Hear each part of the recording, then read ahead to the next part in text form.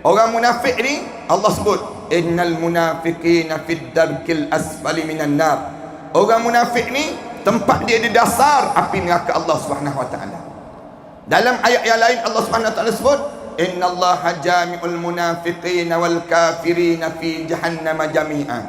Allah kumpul orang kafir dan orang munafik ni dalam satu kawah api neraka Allah Subhanahu wa taala untuk dia.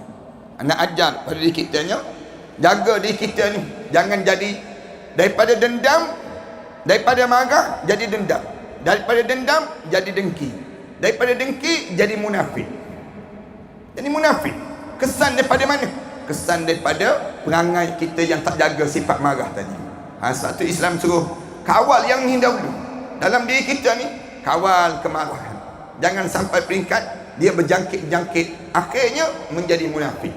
سنخوض معاركنا معهم وسنمضي جموعا نردعهم ونعيد الحق المغتصب وبكل القوة ندفعهم وبكل القوة ندفعهم.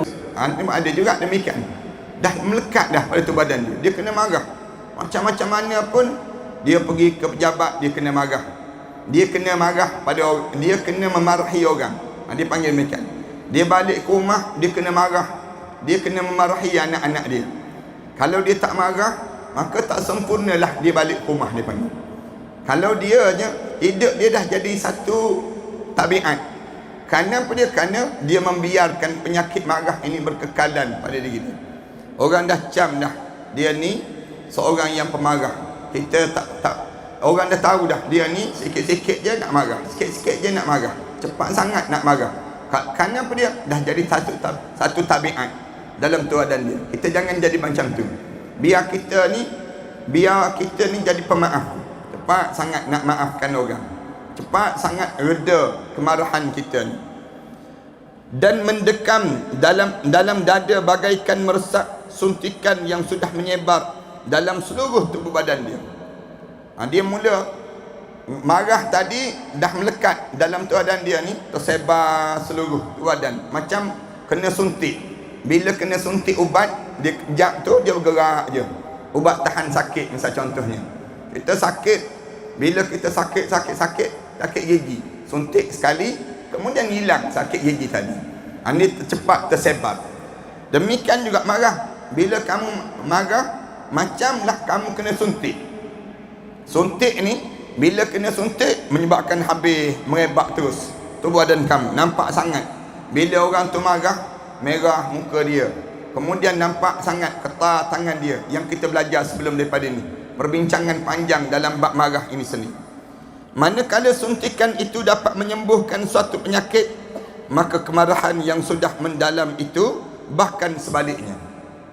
Kalau suntikan, kalau kita ambil ubat, kita suntik boleh sembuh penyakit. Tapi marah tak. Marah ni sekali kamu marah, yang menyebabkan di waktu ini lama pula penyakit yang datang pada diri kamu. Banyak pula penyakit yang datang. Ia dapat merosak seluruh anggota tubuh kerana ingin memberikan balasan, dan itulah yang dinamakan dendam.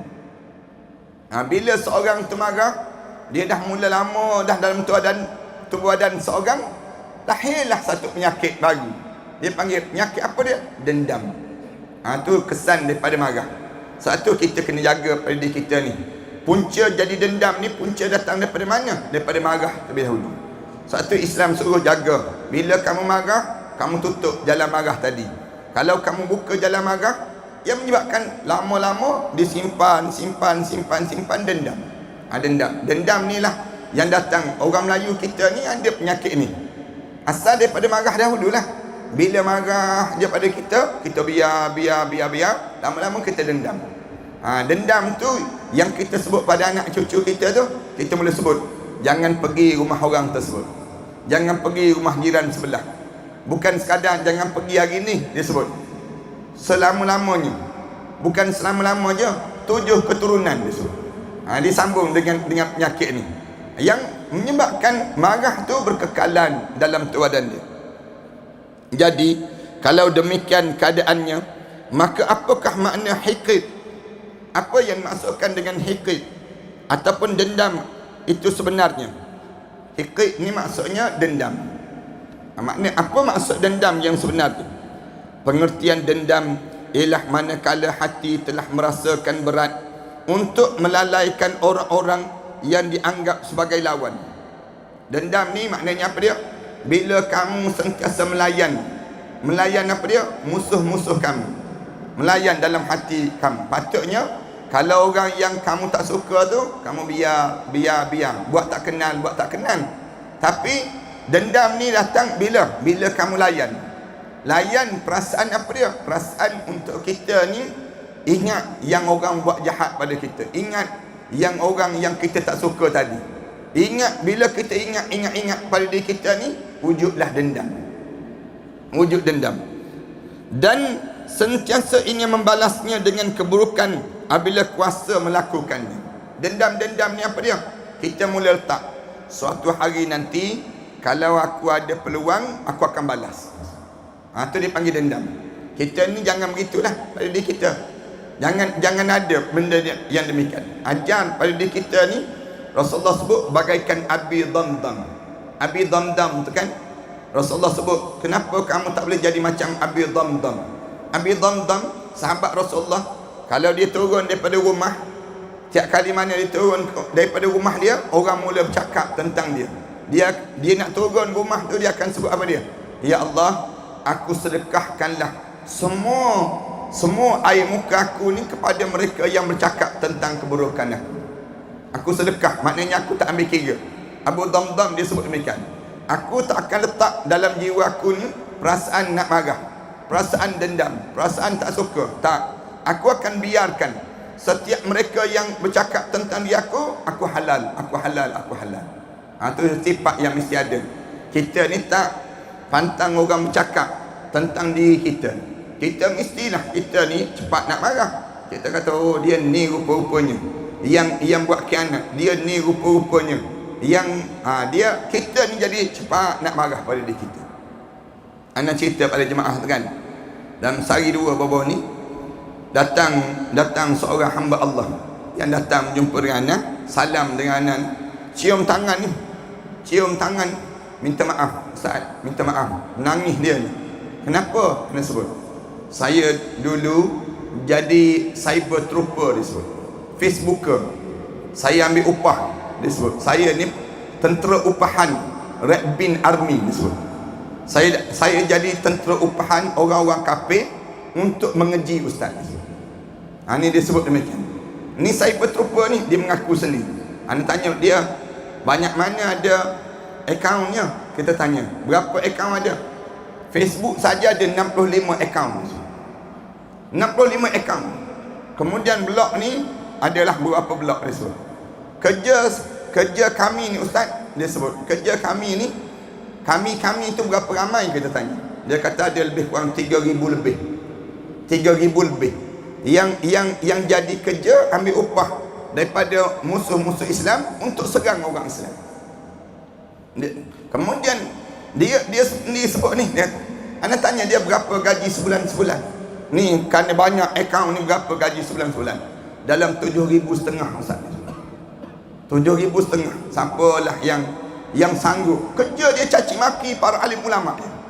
Kerja dia caci maki je. Sebab tu kita jumpa dalam Facebook sekarang kan, dalam Facebook ke, dalam dalam blog-blog ke dan sebagainya, ramai orang yang hidup dia mencaci maki je kerja dia. Kerja dia mesti caci maki. Kenapa kerja caci maki ni? Dia ambil upah. Rupa-rupanya ada satu tim yang menggaji mereka ni untuk kerja apa dia? Menjatuhkan reputasi orang Islam, timbulkan provokasi, buat fitnah pada orang ni sampai orang percaya terhadap fitnah yang dibuat tadi. Ni kerja-kerja yang dibuat oleh Red Bin Army ni lah, tentera-tentera upahan yang sekarang ni yang bergerak dalam media massa, yang kerja dia menyerang orang di kalangan orang-orang yang dia nampak orang ni bahaya pada masa depan nanti. Dia serang. Kerja dia serang dan serang. Ni di kalangan mereka tersebut. Ni seorang-seorang tu, dia kata seorang-seorang tu 5-6 ni monitor di depan. Monitor yang dikawal Kerja je, jaga je, tengok maklumat apa yang keluar, maklumat apa yang keluar. Kalau ada saja maklumat yang ditulis ataupun yang baru, isu baru yang timbul, dia kena counter. Counter siapa dia? Counter orang bukan Islam untuk menyerang orang Islam. Itu cara demikian. Allahu Akbar. Anak cucu kita jangan terlibat.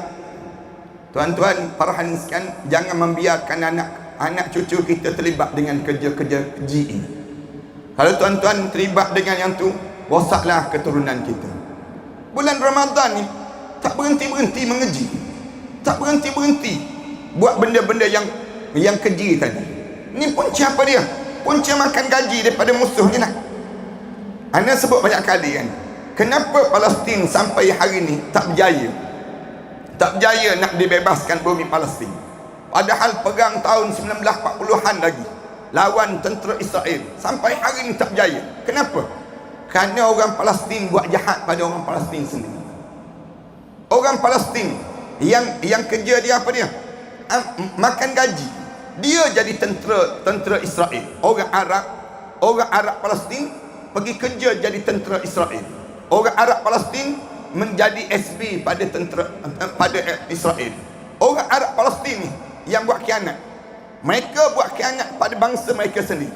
Bila dia ambil upah kerja dengan tentera Israel, dia bunuh mak mereka sendiri, mereka bunuh ayah mereka sendiri. Kerana apa dia? Kerana nak jaga duit ni, nak jaga kantong mereka tersebut. Yang menyebabkan sampai hari ni Palestin tak boleh berjaya. Punca apa? Khianat. Arab khianat sama-sama orang Arab. Orang Islam buat khianat pada orang Islam. Kalaulah mereka ni tak buat khianat, nescaya insya-Allah berjaya dah lama dah umat Islam di bumi Palestin. Sama juga dengan kita ni. Orang Islam di bumi kita ni berkelahi sama-sama kita ni. Punca apa dia? Yang menyucuk. Kerja menyucuk ni ramai di kalangan kita. Yang jadi tentera upahan, RBA dipanggil, Red Bin Army, di kalangan tentera, di kalangan dalam cyber trooper, di kalangan Facebooker, Instagramer, macam-macam gaya yang ada ni. Kerja dia untuk apa dia? Serang orang Islam. Ini buat khianat, dia panggil demikian. Kita kalau ikut hatilah orang-orang macam ni kan, bila dia datang, saya tanya pada dia, habis tu kenapa minta maaf ni? Saya dengar ustaz ceramah tentang bab mati. Bila saya dengar ustaz ceramah tentang bab mati, saya bimbang pula, saya mati. Sebab ada dah kawan saya yang mati tengah-tengah mencaci maki alim ulama. Akaun dia penuh. Akaun dia tu penuh dengan caci maki.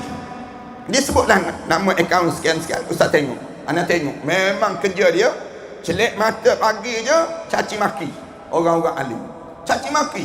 Anak tengok dia caci maki Allah yarham Ustaz Haruddin. Dia caci maki Allah yarham Ustaz Ishaq Baharul, Datuk Ishaq Baharul.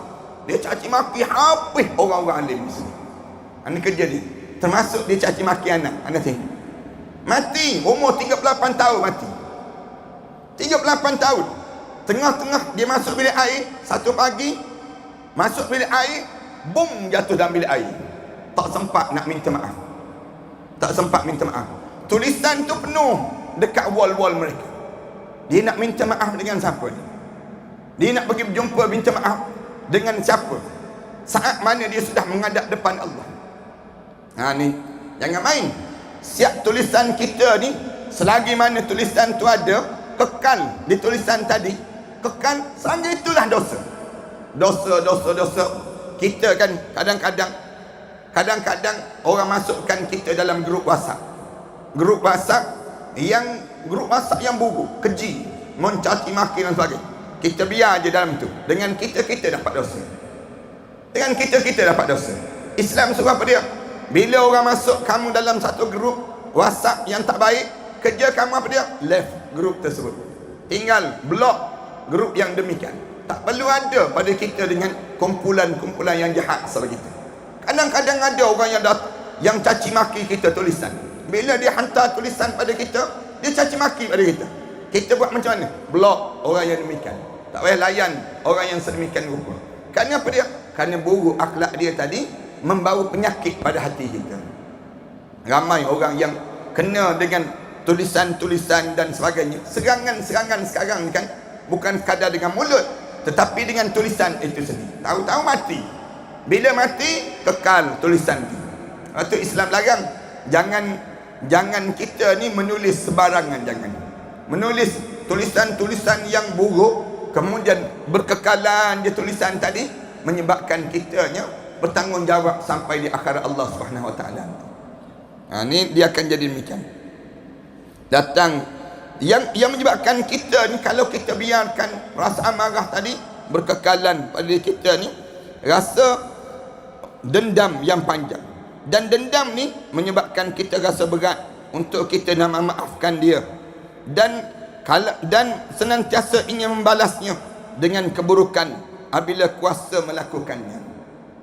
Kita pun tunggu je, nantilah nanti. Kalau aku ada peluang untuk aku nak buat apa dia, nak balas pada orang ni, aku akan balas. Mula berdendam pada diri kita. Kebencian kepada lawan itu makin hari makin sangat mendalam dan terus menerus menyerang hati seseorang. Ni dendam. Bila kita benci pada orang, tiap-tiap hari tanam dalam jiwa kita ni dendam. Bila kita dah marah pada seorang, tiap-tiap hari ni masuk rasa benci, marah, melekat dalam hati kita. Melekat dalam hati kita ni dendam, dan memaksa diri menyingkir dari musuhnya itu. Mula kitanya, kalau jumpa dengan orang ni, aku tak nak berjumpa. Kalau ada orang kata, mari kita jumpa dengan orang ni, tak nak. Kenapa tak nak? Kita tak selesa dengan orang yang buat jahat pada, yang kita berdendam dengan dia. Kita jadi demikian. Ni memaksa diri. Kalau berjumpa, lari jalan lain, menyingkir diri daripada berjumpa dengan musuhnya itu. Sikap sedemikian itu akan tetap dan kekal selama hatinya masih mengkal dan juga dongkol, disebut demikian. Masih berkekalan dan juga masih tetap dalam hati seseorang. Itu yang disebut demikian. Inilah yang biasa disebut hikid ataupun dendam. Kita belajar istilah baru ni, istilah hikid dipanggil. Hikid ni biasa kita guna istilah Arab dalam diri kita ni, kita sebut apa dia? Ghadab, marah, kita sebut demikian. Ataupun hasad, istilah Arab juga hasad, tapi dah jadi Melayu dah. Dia jadi Melayu. Tapi istilah yang kita guna hikid ini jarang kita dengar. Jangan kita ada perasaan hikid, dia panggil. Hikid dalam diri kita ni.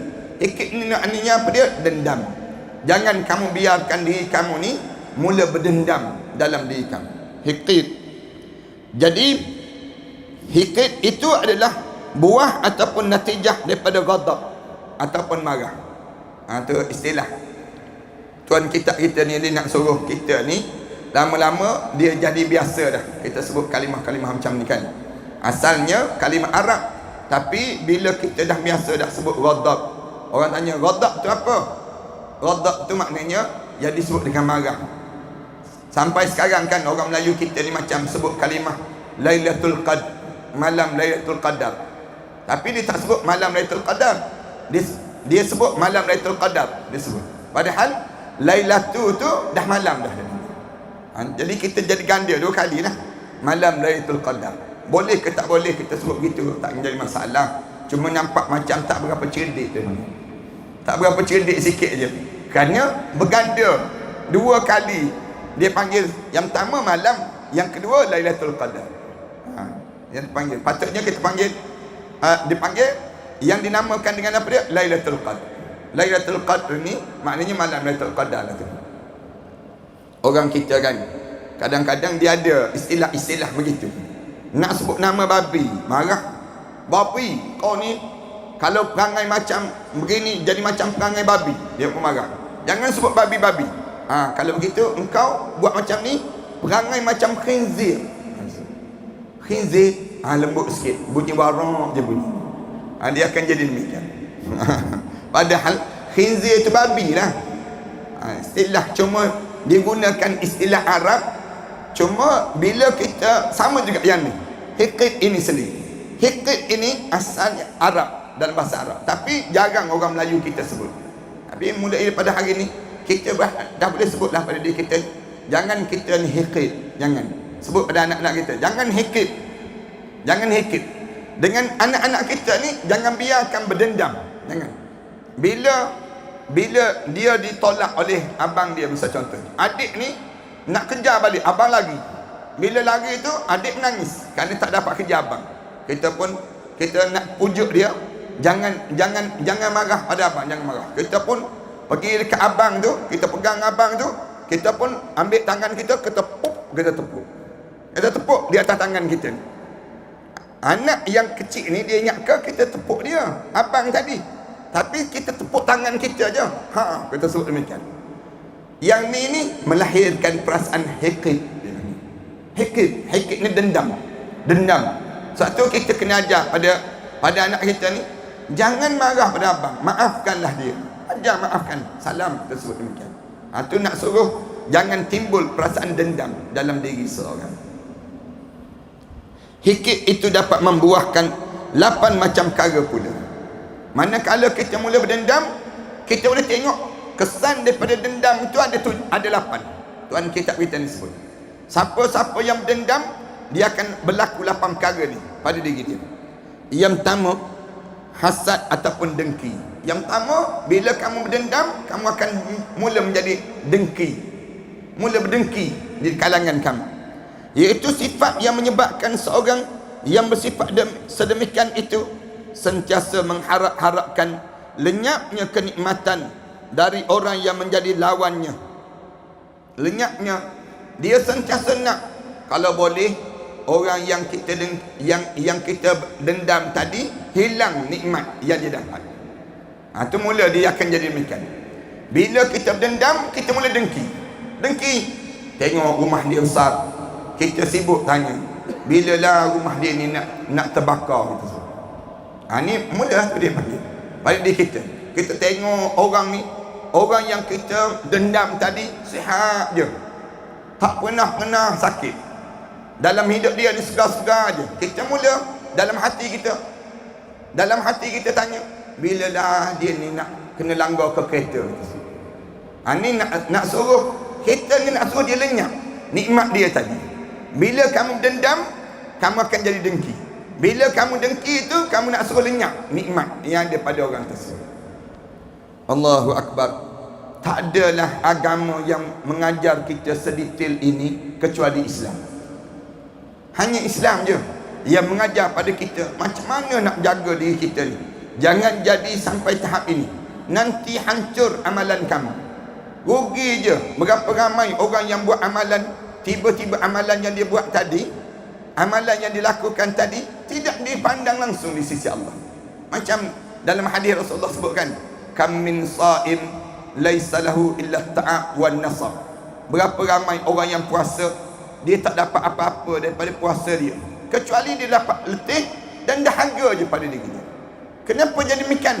Kerana dia ni ada sikap-sikap yang sebegini, menyebabkan kosong amalan yang patutnya dapat, tiba-tiba tak dapat. Kenikmatan daripada orang yang menjadi lawannya itu.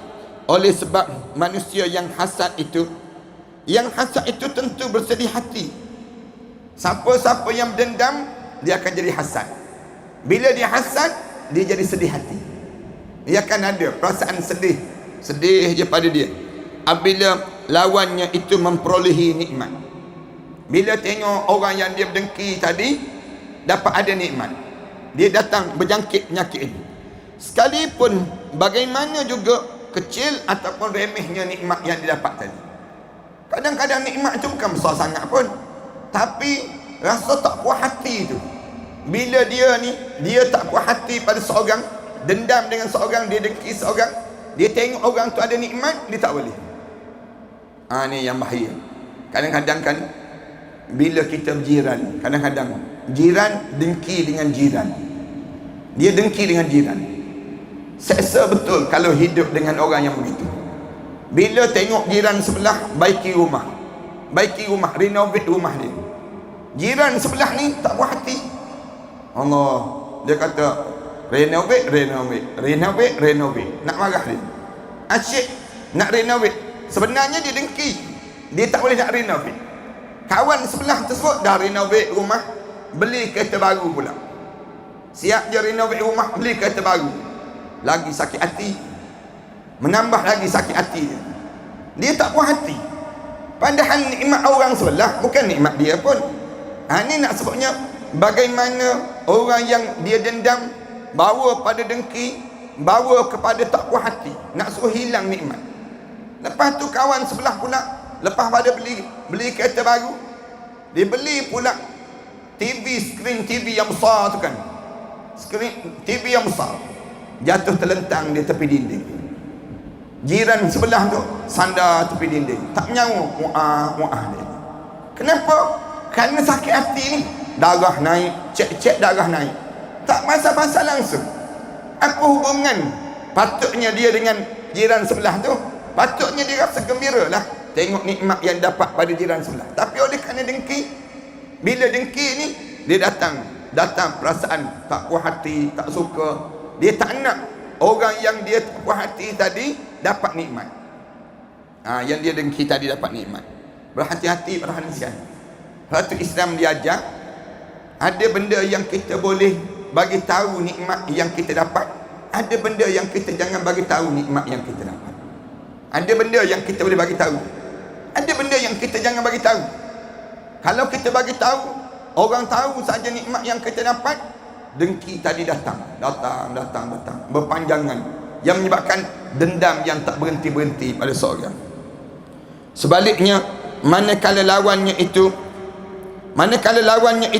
memperolehi musibah, kalau yang dia dengki tadi dapat musibah, ia menjadi riang gembira. Bila yang dia dengki tadi dapat masalah dalam hidup dia pun suka terus. Dia kata dah mustajab lah tu doa tu. Dah kena dah tu, padan dah tu, dia sebut dia puas hati dah kerana lawan dia dah kena musibah pada diri dia. Demikian. Dan senangnya menjadi luar biasa. Nampak sangat suka dia tu luar biasa di atas nikmat yang dikecapi oleh musuh-musuhnya tadi. Yang dia rasa azab yang kena ataupun musibah yang kena pada musuh dia tadi menjadi nikmat pada dia. Kemudian bahkan mengharap-harapkan agar musibah itu menjadi besar. Kalau boleh musibah tu biar semakin lama semakin banyak, semakin lama semakin banyak, dan lawannya itu tidak dapat menanggung ulanginya lagi. Lawan dia yang kena ujian tadi tak tertanggung dengan kena keadaan yang lepas pada tersebut. Ni orang yang berdendam dipanggil. Islam diajar kita ni janganlah jadi macam ni. Jangan kena penyakit ni. Sifat semacam ini hanya dimiliki oleh kaum munafik. Siapa-siapa yang ada penyakit ni, Tuan kita sebut, kamu dah jadi munafik. Munafik ni kena jaga sangat. Jangan ada di kalangan kita dia sebut tak apa ustaz, munafik je, jangan kafir sudah. Jangan pada diri kita. Orang munafik ni Allah sebut innal munafiqina fid darkil asfali minan nar. Orang munafik ni tempat dia di dasar api neraka Allah Subhanahu wa taala. Dalam ayat yang lain Allah Subhanahu wa taala sebut innallaha jami'ul munafiqina wal kafirina fi jahannam jami'a. Allah kumpul orang kafir dan orang munafik ni dalam satu kawah api neraka Allah Subhanahu wa taala untuk dia. Anak ajar pada diri kita nya, jaga diri kita ni jangan jadi daripada dendam, daripada marah jadi dendam, daripada dendam jadi dengki, daripada dengki jadi munafik. Jadi munafik kesan daripada mana? Kesan daripada perangai kita yang tak jaga sifat marah tadi. Sebab tu Islam suruh kawal yang ni dahulu dalam diri kita ni, kawal kemarahan. Jangan sampai peringkat dia berjangkit-jangkit, akhirnya menjadi munafik. Kalau dah jadi munafik, dia tak duduk kawan dengan Rasulullah, tak bersahabat dengan sahabat-sahabat Rasulullah, tapi dia bersahabat dengan siapa dia? Abdullah bin Ubay bin Salul. Ini bapa munafik zaman Rasulullah sallallahu alaihi wasallam. Zaman kita ni ada orang munafik bersepah orang munafik. Orang munafik ni lah yang paling takut kalau sekiranya didedahkan perangai-perangai mereka. Mereka cukup takut. Kalau kita kata engkau ni perangai macam munafik, Jangan sebut munafik-munafik. Jangan senang nak tuduh orang munafik. Dia sebut demikian. Kenapa? Kerana dia takut terdedah tembelang mereka tersebut. Dia takut. Kerana orang munafik ni Allah cerita panjang dalam Al-Quran. Perangai orang munafik ni, wa idza laqul ladina amanu qalu amanna. Kalaulah dia berjumpa dengan orang mukmin, dia kata saya ni beriman juga pada Allah. Saya ni bersama dengan kamu. Wa idza khalau ila syayatinihim, kalau dia berpaling pada puak-puak syaitan mereka, qalu inna ma'akum innama nahnu mustahzi'un. Dia kata kita ni sebenarnya kita satu geng je. Kita kelentong je geng-geng Tok Lebay tu. Kita mainkan geng-geng Pak Lebay tu. Ini dia akan sebut demikian. Allah jawab terus. Allahu yastahzi'u bihim.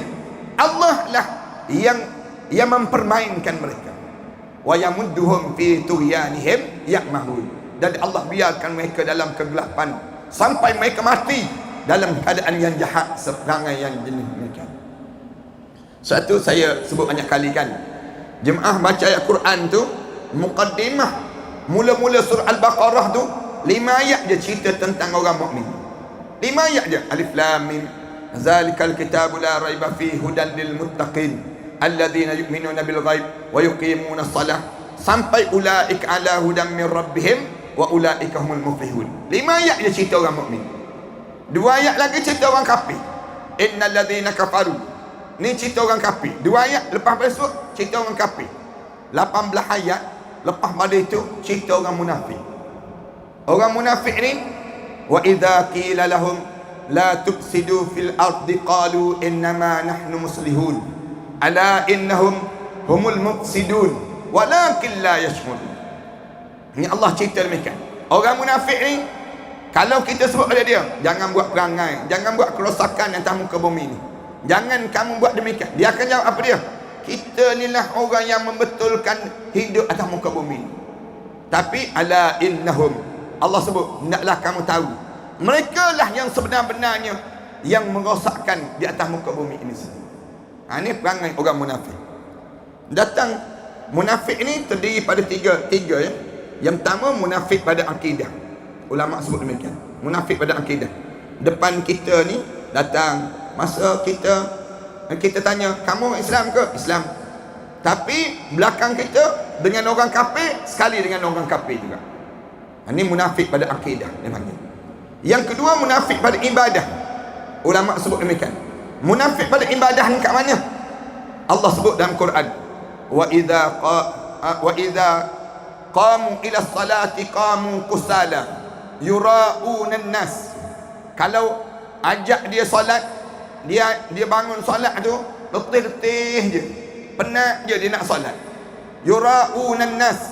Kalau dia nak solat pun, kalau ada kamera, ada TV buat secara langsung, baru dia nak solat. Itu cara demikian. Yura'una an-nas, nak menunjuk-nunjuk di kalangan manusia. Ni munafik dalam ibadah. Bila nak derma, dia sibuk nak panggil wartawan. Panggil. Dia nak tunjuk, bawa cek besar tu. Mak cek tu bawa. Nak bagi berapa? RM500 je. Kadang-kadang mahal mak cek tu pada yang disebut dengan duit yang dia nak bagi. Nak sebut gambaran bagaimana pada diri dia tadi, ni perangai orang munafik, suka menunjuk-nunjuk. 2. Yang 3, munafik dalam akhlak. Munafik pada akhlak ni Rasulullah sebut, iza wa'ada akhlafa. Bila berjanji, dia mungkiri janji. Bila berjanji tu, sedap tu berjanji tu, hari ni kita menang, besok turun terus harga minyak. Dia sebut, belum 24 jam lagi, sedap dia sebutnya. Nak sebut gambaran demikian. Janji bukan main lagi sedap. Mulut tu dengan memek-memek muka tu, sedap dia sebutnya. Ni Rasulullah sebut, bila kamu berjanji, kamu mungkiri janji. Mungkiri janji. Wa idza wa'ada akhlafa wa idza tumina khana. Bila dia beri tanggungjawab, beri tanggungjawab terus dia khianat terhadap tanggungjawab dia. Wa idza haddatsa kadzaba. Rasulullah sebut, bila bercakap bohong. Cakap je, ada je yang dia nak bohong di kalangan mereka semua. Ni nak sebutnya munafik dia panggil. Orang munafik ni bila hidup dalam keadaan yang demikian, jangan harap pada diri dia akan selamat waktu mana di akhirat Allah Subhanahu Wa Taala nanti. Termasuklah munafik pada apa dia? Termasuklah dalam munafik dalam pada diri kitanya, bila kita ni dah mula sambung yang disebut dengan penyakit tadi. Penyakit tadi sampai peringkat kitanya, sifat orang yang macam ni kalau dia dapati musuh-musuh dia kena ujian, dialah bersorak bagus, kena dah disebut. Dan dia nak kalau boleh musuh dia tu beban sungguh-sungguh pada diri dia tu. Ni munafik. Yakni apa yang ditunjukkan di luar jauh berbeza dengan apa yang tersimpan di dalam hati. Ni orang munafik. Kat luar nampak senyum je, tapi dalam hati dia jaga. Aku ni kalau aku dapat yang ni, siap dia. Disebut demikian. Dendam. Penyakit dendam tadi.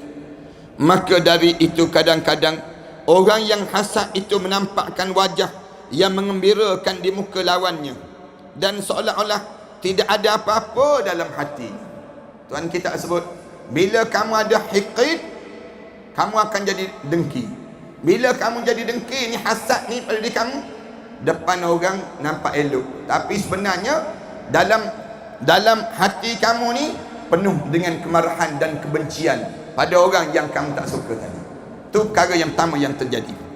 Yang kedua, tuan kita sebut, yang kedua, manakala tidak segera memperolehi pengubatan yang baik, katakanlah dendam tadi berpanjangan pada diri dia, maka hasadnya makin dalam, tertancap dan tersimpan dalam batin dia, dan inilah yang menyebabkan ia merasa gembira sekali dengan adanya bencana, bahaya ataupun malapetaka yang menimpa pada diri lawannya itu sendiri. Kesan yang kedua apa dia? Bila kamu dendam tadi, kamu suka dengan apa yang kena bencana pada musuh kamu. Yang ini dipanggil dendam. Karena kamu dendam, kamu akan jadi demikian pada diri kamu. Kamu nak setiap kali mana yang lawan dengan kamu tadi kena musibah. Bila kena musibah, kamu akan puas hati kena yang demikian. Dua. Yang ketiga, ia akan menjadi musuh. Dia akan memusuhi kamu. Kalau orang dendam dengan kamu ni, dia akan buat apa dia dengan kamu? Dia akan bermusuh dengan kamu, menjadikan musuh dengan kamu, atau tidak menyapa kamu, tidak menegur kamu. Bila dah mula dia dendam dengan kamu, dia tidak menegur kamu, kemudian malahan memalingkan mukanya dan menjauhkan diri serta memutuskan hubungan dengan kamu. Kalau dia dah dendam, dia putus hubungan. Kalau dia berjumpa, dia paling muka. Itu tanda orang tu dah dendam dengan kamu. Kamu kena ingat benda yang demikian. Tuan kitab kita sebut, sekalipun kamu mencari sebab untuk berbincang-bincang secara baik dengannya, kamu ni cuba juga nak tegur dia, tapi dia tetap memalingkan wajah. Tak nak bercakap dengan kamu, tak nak borak dengan kamu, tak nak, dan kamu dianggap musuh dia. Kamu dianggap musuh dia. Ini dendam dia panggil. Ataupun sekalipun kamu sudah berhadapan dengannya, namun ucapannya itu selalu tidak enak didengari dan dirasakan pahit. Kalau kita duduk depan dengan dia, dia asyik menyindir-nyindir je kita. Menyindir kita ni tanda dia dendam lah tu. Dia dendam, lama dia dendam, disimpan dalam hati dia. Ni musim balik raya ni kan. Musim balik raya ni, kita boleh ingat ni, di antara ipar duai, birah dengan biras, berah dengan berah dia panggil. Yang duduk dekat dapur tu dengar bercakap pasal apa dia. Dia bercakap. Bila ada je yang jenis waktu mana masak tak ada muka dia. Waktu mana berbuka nampak muka dia. Berbuka nampak muka dia. Mula kena sindir. Sedap tidur, dia sebut demikian. Sedap tidur, seronok dalam bilik je, balik je jadi permaisuri, dia sebut. Dia mula jadi disindir menyindir. Sama-sama dia tak tahu boleh jadi yang ipar dia tersebut dalam keadaan alahan tak tahu, balik perjalanan jauh tak tahu, Dan tapi bila dendam tu, bila tengah-tengah makan tu, adalah yang bercakap. Terasa hati senyap je. Yang tak tahannya, bila makan tu pula, yang duduk dalam bilik tu makan banyak lagi daripada yang masak dia. Allah, sakit hati betul yang masak dia. Yang masak ni sakit hati. Dalam tu badan dia nampak, kalau boleh nampak keluar asap tu, nampak keluar asap, zoom keluar asap. Dia panggil demikian. Mula dia menyindir, boleh tahan makan, dia sebut demikian. Mula keluar bahasa sindiran tadi, sindiran Allahu Akbar. Ni perangai manusia. Kalau ada dah orang mula sindir pada kamu, tanda dia dendam dengan kamu lah tu. Tanda dia ada dah benda yang dia tak puas hati dengan kamu. Juga tingkah lakunya pun tampak tidak sopan dan kurang menyenangkan. Tingkah laku pun tak sopan dah depan kita dan kurang menyenangkan. Cakap tu banyak jadi. Nak sebutnya macam tak puas hati je bercakap. Dengusan yang keluar. Rasa apa dia? Rasa tak puas hati dengan seorang. Ni orang dendam dengan kamu. Kamu boleh tengok orang yang tak puas hati dengan kamu. Begitulah sikap dan tindak laku yang lazim dilakukan oleh orang yang sudah mendalam hikitnya. Biasanya ni mesti lama. Dendam lama ni panjang je dendam. Lama yang panjang tu dia akan terjemahkan dengan sikap yang sedemikian. Kerana anak kata kita ni alhamdulillah Allah bagi peluang belajar sedetail ini, sekecil ini, kecil-kecil pun kita belajar. Yang ni kalau kita ni tak diberi peluang belajar macam ni, tak belajarlah kita, kekallah dengan perangai lama kita. Ni kita ni alhamdulillah Allah sayang pada kita. Bila Allah sayang pada kita, Allah bagi peluang kita belajar. Cuba cek, jangan tengok orang je, cuba tengok diri kita ni. Kita yang sedang berdendam dengan orang, ada tak kita ni perangai macam ni? Kalau kita ni dah perangai macam ni, maknanya apa dia? Letihlah kita buat amal ibadah. Semayang kita, puasa kita, amal ibadah kita, semuanya habis. Dengan apa dia? Dengan amalan yang buruk yang kita buat ini semua. Itu yang diajar supaya kita berhati-hati pada kita. Yang keempat, jikalau kamu berkebetulan lebih bawah tingkatan dengan orang dendam dengan kamu, dari orang yang hikit tadi, yang orang yang dendam dengan kamu, kebetulan kamu rendah daripada dia berada pada atas dibandingkan dengan kamu, maka ia selalu menunjukkan hal yang dia buat untuk menunjukkan ketinggian tingkat dan darjatnya dengan tujuan memperlakukan kamu sebagai orang yang rendah. Kalaulah kamu ni rendah pada dia akan tunjuk-tunjuk seolah-olah dia ni tinggi dibandingkan dengan kamu. Dia akan cuba mengarahkan. Kalau dia nak tahu macam mana, kadang-kadang kan dalam anak cerita tentang kekeluargaan, mudah nak gambarkan dalam nak cerita yang kita ni apa dia dah lama dah menjadi menantu kepada hamba Allah ni, misal contoh. Kemudian dia dah lama dah ada orang yang baru jadi menantu masuk dalam rumah tangga tersebut. Bila masuk dalam rumah tangga tu, yang lama ni duduk. Dia akan arahkan terus. Pergi dapur tersebut. Yang lama tersebut pergi buat macam tu, pergi ambil, pergi yang buat macam ni, pergi dia bulinya kita. Dia bulinya kita. Ni dipanggil dendam. Orang yang baru, misal contohnya baru pergi kerja, masuk dalam satu pejabat, cikgu kan, cikgu baru, cikgu lama ni dah lama dah jadi cikgu lama mesti bully cikgu baru. Dia bagi terus kerja, dia bagi, bagilah yang orang baru, padahal dia dendam sebab dulu dia kena bully juga. Oleh kerana dia kena bully dulu, bila dia kena bully dulu, dia tahu satu hari nanti aku dah jadi lama dah jadi cikgu, aku akan bully cikgu baru. Tu cikgu dengan cikgu, nurse dengan nurse, tok modem dengan tok modem. Maknanya dia akan jadi budaya bully itu datang terus. Dia akan memperlekehkan orang bawah. Tu cara demikian. Tok imam tua dengan tok imam muda. Tok imam tua marah je kerana Nak marahlah. Tok Imam muda ada anugerah. Tok Imam tua mana ada anugerah? Kan anugerah imam muda panggil. Dia panggil demikian. Menjadi imam muda. Mana ada anugerah? Malam anugerah Tok Imam tua tak ada. Nak sebut. Tok Imam tua pun tunggulah. Engkau datang masjid, aku akan susun jadual, engkau je banyak. Tok Imam muda ni terpaksa ikut jadual. Kerana dia baru kan. Tok Imam. Tok Bilal dengan Tok Bilal. Ni sistem buli tu berlaku. Kerana apa dia? Kerana dendam. Tak patut. Orang Islam bukan begitu. Orang Islam ni dalam hidup dia patutnya dia berlapang dada banyak dalam hidup kita. Dan rendah serta hina dina.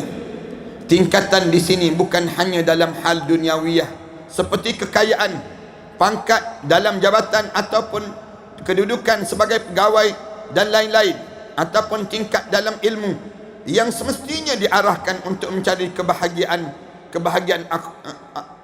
yang disebut dengan ukhrawiyah, seperti ilmu agama. Kita jangan ingat budaya buli orang bawah ni hanya di kalangan dalam urusan dunia, tak. Dalam urusan akhirat pun sama juga. Dalam urusan akhirat dia akan buli sama juga. Ni kerana apa dia? Kerana dendam. Ni orang kita tak belajar penyakit ni, tak belajar macam mana nak sembuhkan penyakit ni, yang menyebabkan berkekalan dah dalam hidup dia perasaan yang tak puas hati tadi. Seperti ilmu agama, ibadah, baik yang wajib ataupun sunnah. Dengan demikian hikitnya sudah bercampur aduk dengan riak ataupun menunjuk-nunjuk ataupun membangga diri yang tidak pada tempatnya. Untuk penyakit yang kesan daripada kamu dendam, jadi riak pun ada di kalangan kamu. Bila berdendam asal daripada marah, jadi dendam, kemudian jadi nak menunjuk-nunjuk pula. Perangai hondoh, dia panggil demikian. Kesan daripada dendam tadi.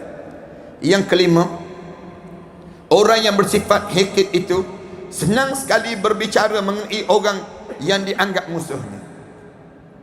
Siapa-siapa yang dia berdendam, dia nak dengar sangat cerita-cerita musuh dia. Cerita musuh dia dengan kata-kata yang tidak dihalalkan oleh agama. Yang dia sebut tu dengan kata-kata yang tidak dibenarkan oleh syarak, seperti berdusta dan mengumpat lawannya, atau suka menyebar luaskan rahsia ataupun melanggar kehormatan lawannya, dan lain-lain perbuatan yang tercela. Semuanya itu dihadapkan kepada saingannya yang amat dibencinya olehnya itu sendiri. Itu dia jadi demikian. Bila kamu dengki, beginilah sampai tahap kamu hikit dalam diri kamu, dendam yang ada pada diri kamu akan jadi sampai tahap demikian. Yang keenam, yang ketujuh ni kita sambung minggu akan datang. Nampak macam tak berapa ingat dah ni. Jadi kita berhenti setakat yang kelima. InsyaAllah yang keenam ni kita sambung pada minggu yang akan datang nanti. Minggu terakhir, minggu depan kita kuliah minggu yang terakhir pada minggu depan, InsyaAllah. Jangan lupa tuan-tuan untuk dapatkan 2 buah kitab ini. Satu kitab bagaimana untuk kematian, persiapan menjelang kematian. Satu lagi kitab bagaimana untuk menjadikan kematian kita husnul khatimah. Dalam masa yang sama juga kita sekarang ni para hadirin sekalian, kita telah buka temuduga kemasukan pelajar-pelajar baru, di mana kita buka peluang untuk mana-mana anak-anak kita yang ingin meneruskan pengajian di Ma'had Tahfiz An-Nabawi yang sedang kita bangunkan ini. Tuan-tuan boleh hantar anak-anak tuan-tuan ke tempat yang sebegini, insyaAllah. Mudah-mudahan kita akan dapat manfaat. Yang lebih besar lagi, saya suka mengumumkan tentang mengenai kita sedang mengagihkan sumbangan-sumbangan pada mangsa-mangsa yang sedang berada dalam keadaan suasana yang sekarang ni PKPB ataupun orang yang susah. Hari ni kita agihkan lagi bungkusan makanan. Sebungkus kita perlu RM8 saja. Tuan-tuan bank in-kan saja dalam Maybank ataupun Bank Islam ataupun CIMB Bank. Tuan-tuan masukkan RM8 saja satu bungkus. Satu bungkus tu untuk satu seorang. Dan alhamdulillah setakat ni kita di Matan Center ni kita agih-agihkan dan kita guna NGO dan badan-badan pertubuhan untuk saling mengagihkan sumbangan-sumbangan ini, di mana kita bentuk dalam bentuk bagi makanan yang dah siap masak melalui dapur tokku, ataupun kita packkan barang-barang sumbangan untuk di kalangan orang-orang yang susah dan kita bagi sumbangan dalam bentuk yang raw material lagi, dalam keadaan beras, kemudian sardin, kemudian makanan-makanan yang mereka boleh masak. Ada yang boleh masak, kita bagi dalam bentuk masakan. Yang mereka boleh masak, gandum, minyak dan sebagainya. Dalam satu pack tu RM60. Kita jadikan demikian. Tuan-tuan boleh maklumkan terus pada talian 013 906 1204. InsyaAllah. Bila tuan-tuan menyumbang saja, tuan-tuan maklum ke talian ini, mudah-mudahan Allah Subhanahu Wa Taala memberkati amalan-amalan salih yang kita kerjakan ini. Aku qouli hadza astaghfirullah li wa lakum. Wassalamualaikum warahmatullahi taala wabarakatuh. Bismillahirrahmanirrahim. Alhamdulillahirabbil alamin. Wassalatu wassalamu ala rasul amin wa ala alihi wa sahbihi ajma'in. Rabbana iftah bainana wa baina qaumina bil haqq wa anta khairul fatihin. Rabbana atina fid dunya hasanah wa fil akhirati hasanah wa qina adzaban nar. Alhamdulillahirabbil alamin.